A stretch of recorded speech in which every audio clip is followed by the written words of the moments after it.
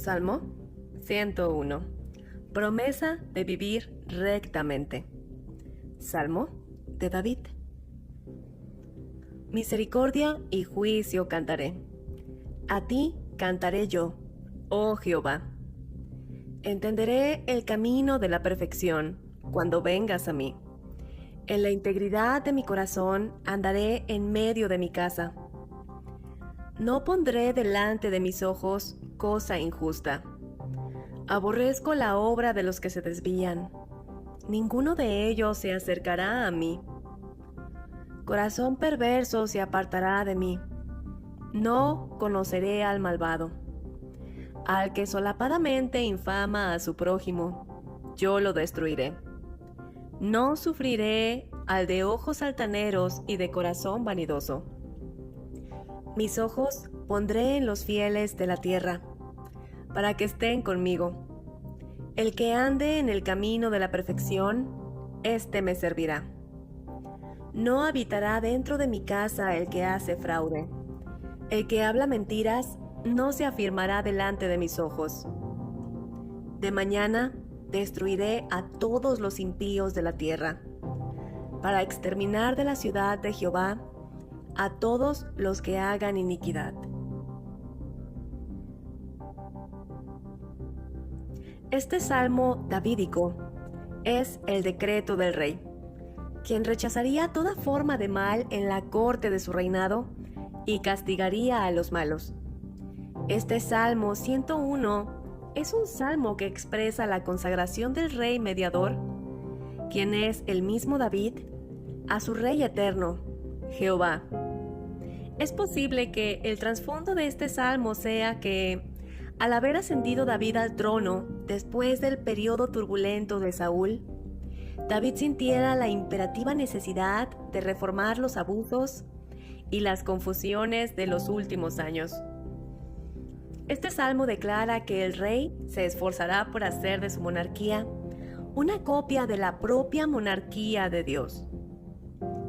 El versículo 1 dice así: Misericordia y juicio cantaré. A ti cantaré yo, oh Jehová. El salmista comienza cantando a Yahvé, y el que declare que su canto será misericordia y juicio, describe la clase de corazón que el rey de Israel debe tener si desea gobernar de acuerdo con la voluntad de Dios. Esto también puede aplicarse a quienes dirigen la iglesia, así como a los padres de familia en sus hogares. Como rey, David estaba preocupado por la misericordia y el juicio, pues sabía que estos principios no están arraigados naturalmente en el hombre, sino en Dios.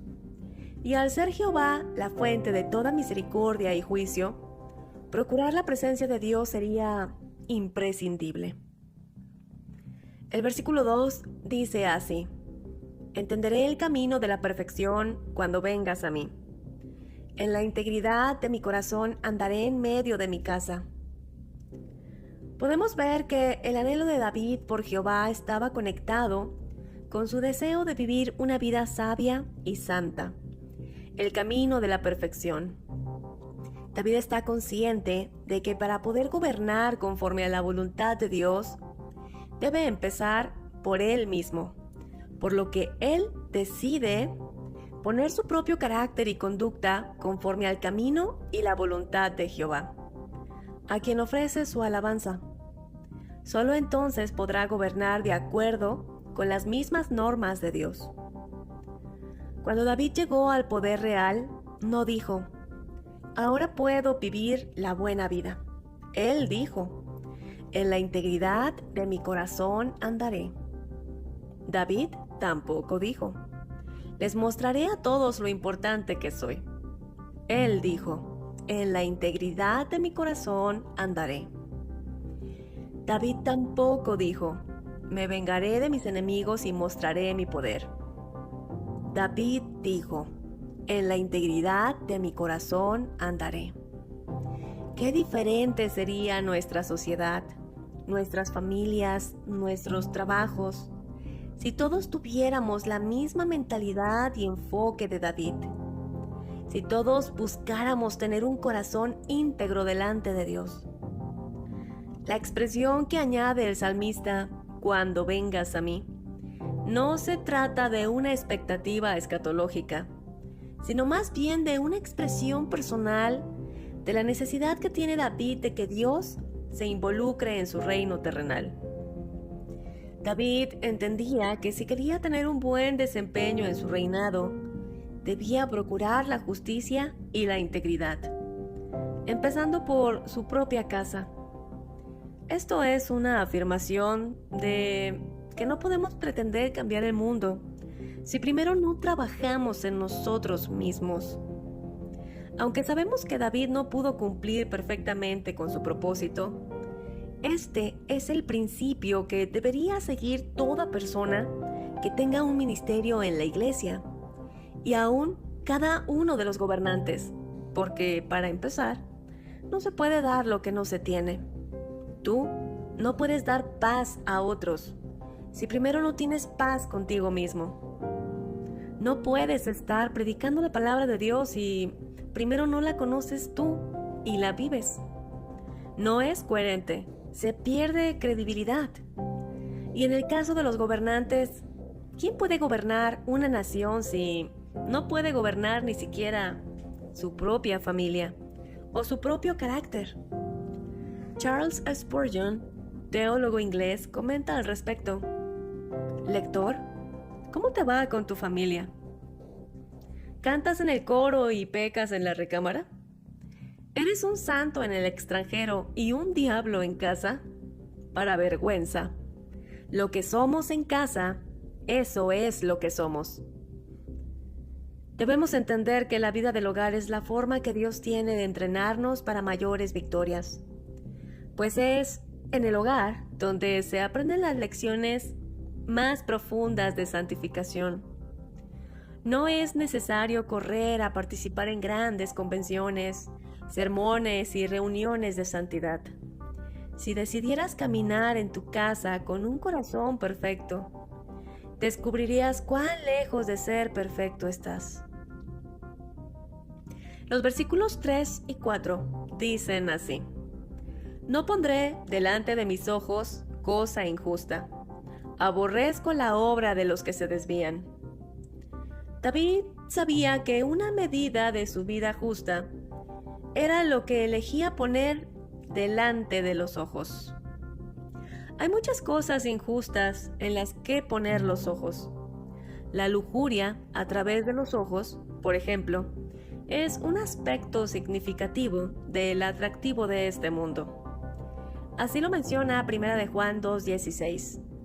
Porque todo lo que hay en el mundo, los deseos de la carne, los deseos de los ojos y la vanagloria de la vida, no proviene del Padre, sino del mundo.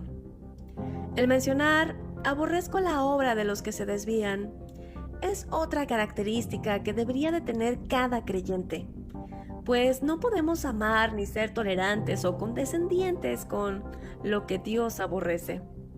Todo creyente debe conocer la Escritura, de tal modo que conozca verdaderamente lo que Dios ama y lo que Dios aborrece, lo que agrada y lo que desagrada a Dios, para procurar hacer lo que Dios ama y evitar a toda costa lo que Dios aborrece. David sabía también que si quería realmente vivir una vida piadosa, tendría que ser prudente para mantenerse a cierta distancia de quienes tienen corazón perverso. Y así lo reafirma 1 de Corintios 15:33. Las malas conversaciones corrompen las buenas costumbres. De modo que si quieres caminar en integridad con Dios, debes ser lo suficientemente prudente y valiente para alejarte de quienes hacen y hablan lo que Dios aborrece. Porque, desgraciadamente, el pecado de repente es como la gripa, fácil de contagiar y adquirir, y como la brea, muy propenso a pegarse. El versículo 5 dice así: Al que solapadamente infama a su prójimo, yo lo destruiré.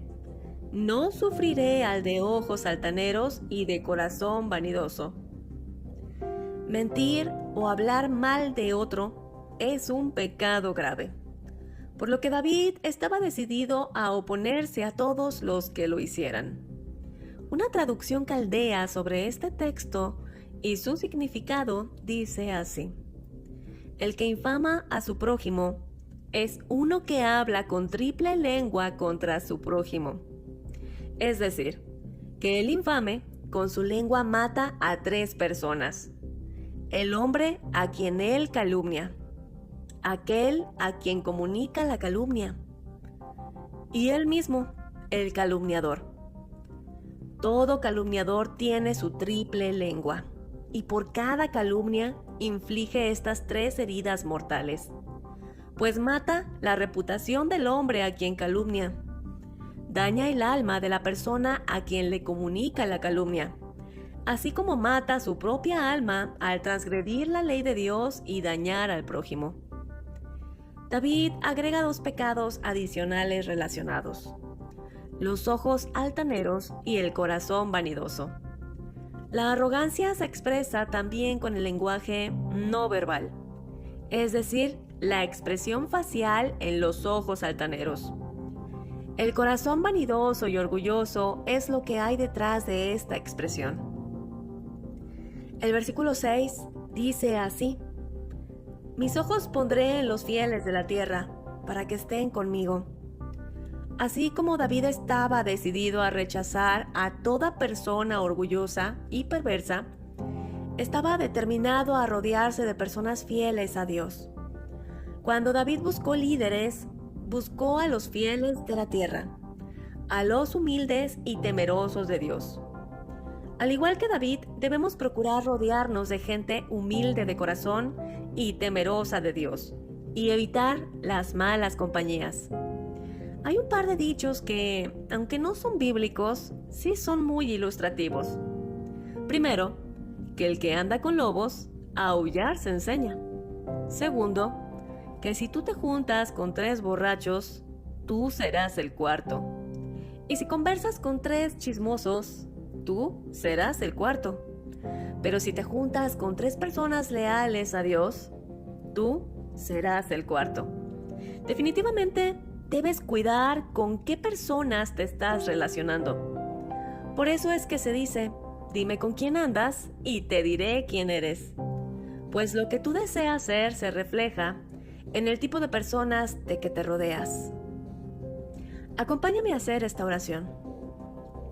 Bendito Dios y Padre eterno, te doy gracias por esta porción de tu palabra, que como siempre me corrige y me muestra el camino a seguir. Gracias por mostrarme lo que debo evitar en mi vida. Te pido que me ayudes a seguir poniéndote en primer lugar, a ser selectivo con las personas que me relaciono.